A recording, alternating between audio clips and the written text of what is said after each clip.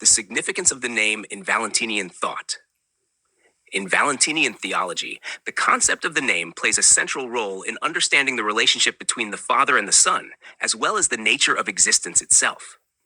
The notion of the name is explicitly present in many Valentinian sources and is implicitly found in most of the rest. This emphasis on the name has connections with Jewish traditions concerning the divine name and early Christian speculation about Christ's relationship to it. Valentinus himself expresses the idea that an image derives its significance from the name associated with it. As much as the image of a living face is inferior to a living face, the world is inferior to the living eternity. What then is the cause of the power of the image? The greatness of the face provides the painter with a figure, so that the images might be honored by his name. For the form was not intended to be perfectly accurate, but the name filled what was lacking in the molded form. The invisibility of God cooperates with what has been molded for the sake of fidelity. Valentinus, Fragment 90.1. This passage reflects the Valentinian belief that the name gives reality and meaning to creation. The name completes what is lacking, bridging the gap between the visible and the invisible. In another fragment, Valentinus describes how the name instills divine power into the created order. And fear, so to speak, fell over the angels in the presence of the molded form when he spoke things greater than his molding should have allowed, on account of the one who invisibly placed a seed of superior substance within him, and who spoke with boldness. Thus, also among the races of earthly people, the works of people become frightening to those who made them, such as statues and images, and all things crafted by human hands in the name of a god. For as one molded in the name of a human, Adam brought about fear of the pre-existent human, since that very one stood within him, and they were terrified and immediately hid their work. Valentinus, Fragment 3-4. This suggests that naming is not merely a designation, but an act that imparts divine power and presence.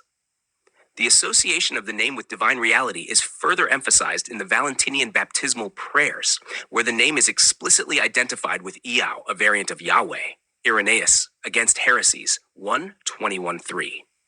In Valentinian thought, the Son is not only the bearer of the name, but is himself identical with it.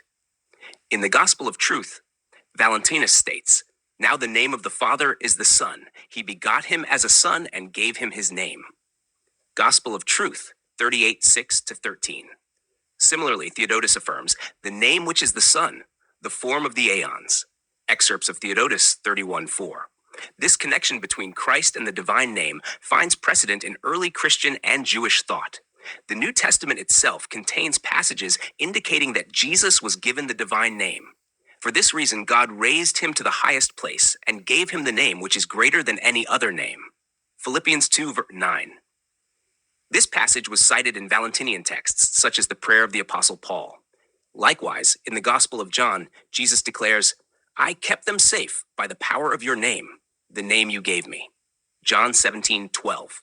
In Valentinianism, however, the Son does not merely receive the name. He is the name. This is understood through the Valentinian idea that naming and generation are one and the same. As the Gospel of Truth states, the Father begot him as a son and gave his name. He bore him unto himself as a name. Gospel of Truth 38:10-13, 38:32-34. Existence itself is tied to having a name. As Valentinus says, "For what does not exist has no name. Indeed, what would a non-existent be named? But what exists, exists along with its name." Gospel of Truth 39:11-16. Thus, naming is an act of bringing into being, and to have a name is to have true existence. This is further emphasized in the Gospel of Philip. Only one name is not uttered in the world, the name that the Father bestowed on the Son. It is above every other. That is the name of the Father. For the Son would not become a father had he not put on the name of the Father. Gospel of Philip 54:5-10.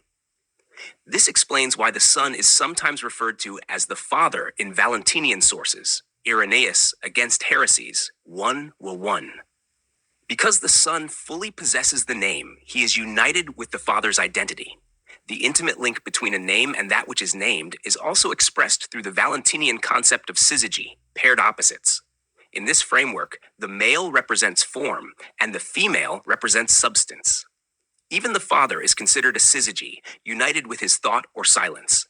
The Son, too, is a syzygy consisting of mind and truth. Together, the Father and the Son form the first tetrad, depth and silence, mind and truth, Irenaeus, against heresies 1-1-1. This connection between the name and the divine structure is reinforced by the fact that the divine name in Hebrew consists of 4 letters, mirroring the tetrad. In conclusion, the concept of the name in Valentinianism is deeply tied to the identity and function of the Son. Naming is not a mere label, but an act of generation that imparts existence. The Son, as the name of the Father, is the bridge between the unknowable and the revealed, the invisible and the manifest. Through this understanding, Valentinian theology presents a profound vision of divine emanation, existence, and the role of the name in shaping reality itself.